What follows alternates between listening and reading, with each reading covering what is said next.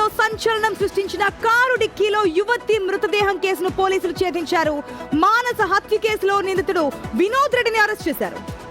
ఈ నెల 20న ఎలకతుర్తి మార్కెట్ దగ్గర పార్క్ చేసిన కారులో డిక్కీలో మానస మృతదేహాన్ని గుర్తించారు పోలీసులు.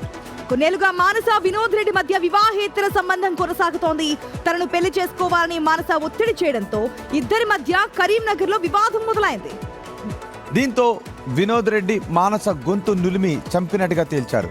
ఆ తర్వాత డెడ్ బాడీని కారు డిక్కీలో కుక్కి ఎలకతుర్తికి తీసుకొచ్చినట్టుగా నిర్ధారించారు. గతంలో 2 పెళ్లిళ్లు చేసుకుని విడాకులు తీసుకుంది మానస. అరుణాచలం వెళ్తున్నానని చెప్పి వినోద్తో కరీంనగర్ వెళ్ళింది. హత్య విషయం మానస తండ్రికి కూడా వినోద్ చెప్పినట్లు పోలీసులు తెలిపారు. అయితే మానస హత్యకు పరోక్షంగా సహకరించాడు ఆమె తండ్రి. ఎడెల్లి వినోద్ కుమార్ అని చెప్పేసి ఇతనే ఈ కారుని ఇక్కడ తీసుకొచ్చి పెట్టాడని ఎలకతుర్తి సిఐ గారు, ఎలకతుర్తి ఎస్ఐ గారు, వారి యొక్క పోలీస్ స్టాఫ్ కలిసి అతను నిన్న అదుపులో తీసుకోవడం జరిగింది. ఆ అమ్మాయిని ఏటింగ్లన్ కాలనీ నుండి తీసుకొచ్చి మొన్న 18th నాడు కరీంనగర్లో తను కిరాయి తీసుకుంటున్న ఒక రూమ్లోకి తీసుకొచ్చి అక్కడ నైట్ హాల్ట్ చేయించి అక్కడ ఉంచి తెల్లవారి ఆ అమ్మాయిని గొంతు పిసికి బలంగా గట్టిగా గుద్ది గొంతు పిసికి చంపడం జరిగింది. వినోద్ మానసను హత్య చేయడమే దారుణం అంటే దానికి మానస తండ్రి కూడా ఒక రకంగా సహకారాన్ని అందించడం ఏంటి? వేణు, అసలు ఏం జరిగింది? మానస తండ్రి కూతుర్ని హత్య చేసే విషయంలో ఎలా సహకరిస్తాడు?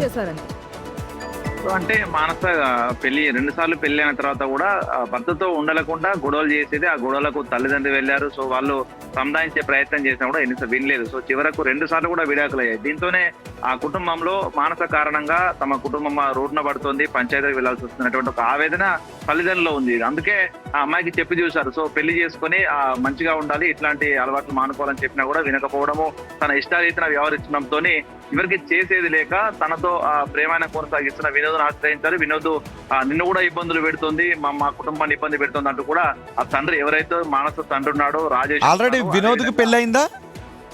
సో వినయ్ పెళ్లి కాలేదు. సో తనకి పెళ్లి సంబంధాలు చూస్తున్నారు, తనకి వేరే పెళ్లి చేసుకున్నారని చెప్పినా కూడా వీళ్ళు చిన్నప్పటి నుంచి వినోద్ తండ్రి, ప్రస్తుతం మానస తండ్రి ఇద్దరు కూడా గోదావరికంలో సింగిల్ అయిన ఎంప్లాయీస్, పక్కపక్కన క్వార్టర్స్ కాబట్టి ఇద్దరి మధ్య పరిచయం ఏర్పడింది. అది ప్రేమగా మారింది.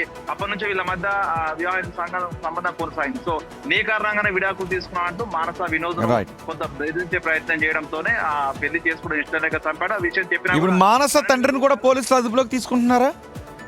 ప్రస్తుతం అయితే ఆ విచారణలో తన తండ్రి ప్రమేయం ఉందని తెలియడంతో, మరోవైపు తనకు చంపానని తెలిసిన తర్వాత బాడీని డిస్పోజ్ చేయడానికి 12,000 రూపాయలు ఫోన్ పే కూడా కొట్టాడు తండ్రి రాజేశం వినోద్ కి. సో బాడీని ఎక్కడైనా పడేయాలని చెప్పి. సో ఇదంతా ప్రస్తుతం పోలీసులు ఆ టెక్నికల్ డేటా ఎవిడెన్స్ తీసుకున్నారు కాబట్టి తనను కూడా అదుపులోకి తీసుకుని కరీంనగర్ పిఎస్ లో ఒక కేసు నమోదు చేసి అక్కడ ఆ కుటుంబ సభ్యుల్ని విచారించే అవకాశం. ఎందుకంటే ఇక్కడ డెడ్ బాడీ దొరికింది కాబట్టి లెక్కదుర్తిలో కేసు అయింది, వినోద్ రెడ్డి అరెస్ట్ చేశారు. సో ఈ కేసు మళ్ళీ కరీంనగర్ లో ఆ సీన్ ఆఫ్ అఫెన్స్ అక్కడే జరిగింది కాబట్టి ఆ కేసులో ఆ తల్లిదండ్రులు అదుపులోకి తీసుకోవాలని సిద్ధమవుతున్నారు పోలీసులు. రైట్ వేణు, నిజానికి ఒక వ్యక్తికి ఇతరులను మోసం చేయకుండా ఉన్నంతసేపు తను ఎలాగైనా జీవించే హక్కు, ప్రైవసీ ఉంటుంది.